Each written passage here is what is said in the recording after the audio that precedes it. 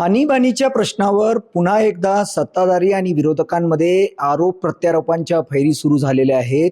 मुख्यमंत्री देवेंद्र फडणवीस यांनी ही जी आणीबाणी लागू केली होती ती विरोधकांना मान्य आहे का? ती भारतीय संविधानाची हत्या होती, ती विरोधकांना मान्य आहे का, असा सवाल केलेला आहे. आपल्यासोबत या विषयावर बोलण्यासाठी काँग्रेसचे मुख्य प्रवक्ते अतुल लोंढे आहेत. त्यांच्याकडून जाणून घेऊयात. मुख्यमंत्र्यांनी आणीबाणी ही जी आहे ती भारतीय संविधानाची हत्या होती असं उत्तर दिलेलं आहे, त्याबद्दल काय सांगणार?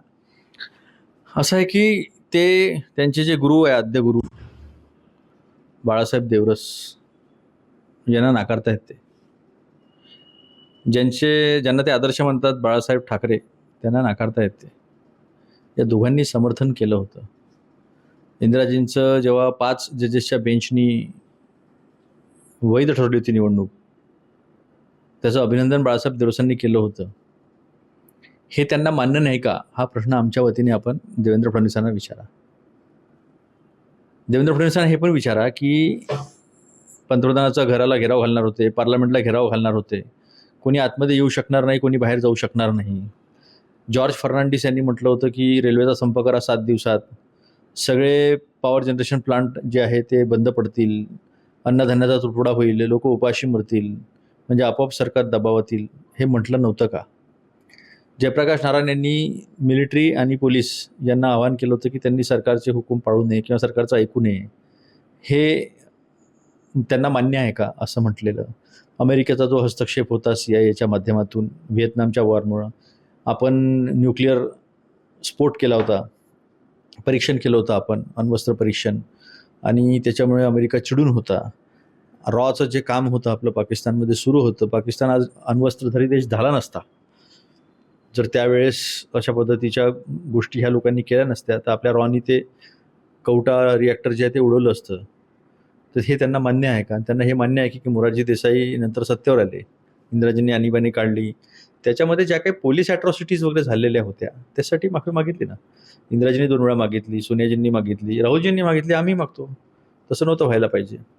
पण हे सगळ्यांना मान्य आहे का? आणि मोरारजी देसाई पंतप्रधान असताना त्यांनी ती तत्कालीन तानाशाहला फोन करून सांगितलं होतं पाकिस्तानच्या की तुमचं असं असं ते रिॲक्टर चालू आहे, आम्हाला रॉच्या अधिकाऱ्यांनी आमची माहिती दिली, आणि एका मागे एक रॉचे अधिकारी मारले गेलेले होते.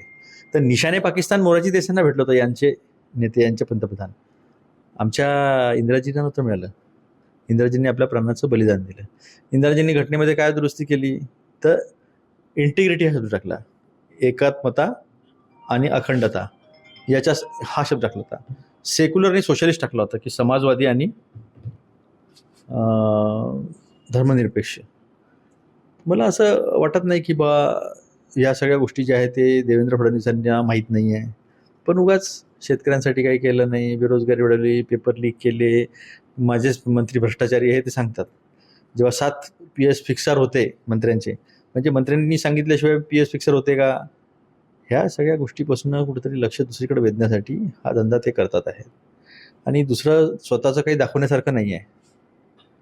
स्विस बँकेत पैसे कसे 3 पटीनं वाढले हे त्यांना सांगता येत नाही आहे.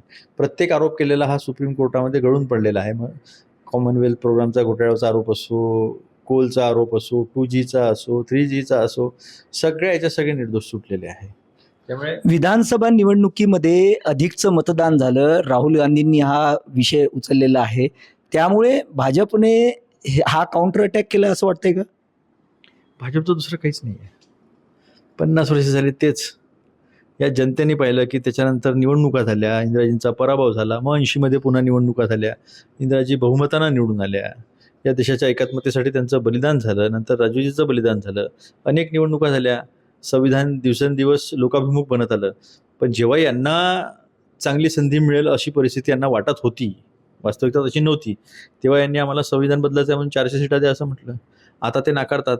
मग तुम्ही तुमचे जे 5-5 कृष्णा हेगडेपासून तर मिर्धापर्यंत, तर अरुण गोवलपर्यंत, यानंतर लल्लन सिंग, ह्या लोकांनी जे म्हटलं होतं की आम्हाला संविधान बदलण्यासाठी 400 जागा पाहिजे असं स्पष्ट यांच्याच लोकांनी म्हटलं होतं. आता ते नाकारावं लागत आहे, कारण की लोकांनी बरोबर ओळखून घेतलं यांना आणि GST कापून 240 सीटा दिल्या 400 पैकी. त्याच्या ते ऑपरेशन सिंदूर मोहीम अर्धवट राहिली होती. ते डोनाल्ड ट्रम्प यांच्या हस्तक्षेपामुळे युद्धविराम लागू करण्यात आला. तर त्यामुळे काँग्रेसने परत भाजपने परत हा मुद्दा काढलेला आहे आणीबाणीचा. आता भाजपकडे आम्ही 2 कोटी दरवर्षी रोजगार याप्रमाणे 22 कोटी रोजगार दिला, हे सेलिब्रेट करण्यासाठी काही आहे का? शेतकऱ्यांचं 5 वर्षात उत्पन्न दुप्पट करणार म्हटलं होतं आहे का? सगळ्यांना पाणी मिळेल म्हटलं आहे का? सगळ्यांना इलेक्ट्रिसिटी मिळेल म्हटलं आहे का? आहे का काही असं? शेतकऱ्यांचं उत्पन्न दुप्पट करणार होते, झालं का?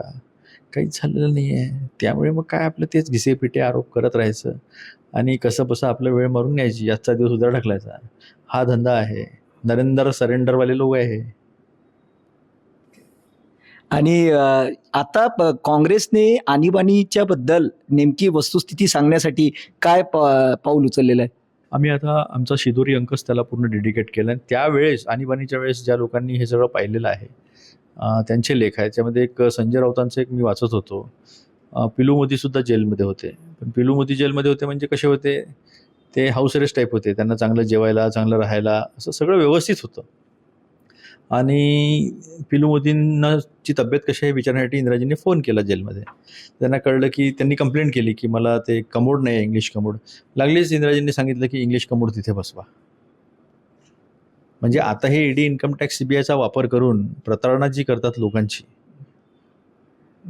विरोधी पक्षाच्या नेत्यांची जी प्रतारणा करतात, त्यांच्या पक्षात आलं तर ठीक, नाही तर जेलमध्ये, हे जे आहे असं तेव्हा नव्हतं.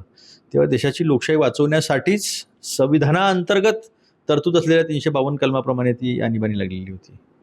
आता तर 11 वर्ष झाले असंविधानिक आणीबाणी सुरू आहे. न्यायालयांची काय अवस्था आहे, निवडणूक आयोगाची काय अवस्था आहे. कॅग कुठे गेला हो? शोधून सापडत नाही कॅगचे किती रिपोर्ट येतात, काही त्याच्यावर किती आरोप करा, त्याच्यावर कुठल्या कारवाया होत नाही, काही होत नाही. सगळ्याच तपास यंत्रणा ज्या आहे त्या यांच्या कब्जामध्ये आहे. या सगळ्या गोष्टी ज्या आहे त्या स्पष्टपणे समोर दिसत आहे. त्या लपवण्यासाठी सगळं मग आपलं तेच. ते विधानसभा निवडणुकीमध्ये झालेल्या मतदानाविषयी कोर्टात ही लढाई सुरू आहे. नेमकी त्याची काय स्थिती आहे? असं आहे की पुरावे आम्ही समोर ठेवलेले आहेत, जनतेच्या समोर ठेवलेले आहे. हे काही ना काही कारणाने त्याचा निकाल लागला नाही पाहिजे याचा प्रयत्न करतायत. आम्ही जनतेसमोर गेलेलो आहोत.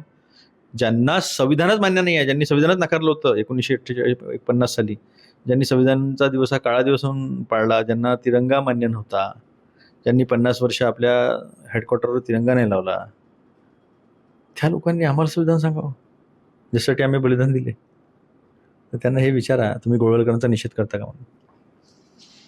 तर हे होते अतुल लोंढे. आणीबाणीच्या प्रश्नावरून काँग्रेस आणि सत्ताधारी पक्षांमध्ये संघर्ष सुरू झालेला आहे.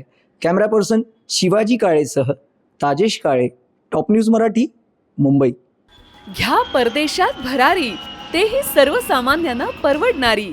1 रुपया भरा आणि थायलंडमध्ये फिरा. सचिन इंटरनॅशनल घेऊन आले आहेत जगातली सर्वात स्वस्त परदेश टूर. पूर्ण 5 दिवसांचं पॅकेज आता फक्त 32,999 रुपयांमध्ये. पॅकेजमध्ये विमान प्रवास, हॉटेल, ब्रेकफास्ट, ट्रान्सपोर्ट आणि प्रेक्षणीय स्थळे. सचिन इंटरनॅशनल 18 वर्षांपासून पर्यटन क्षेत्रातील एक विश्वसनीय नाव. सचिन इंटरनॅशनल सोबत मनसोक्त फिरा. संपर्क 7767989898.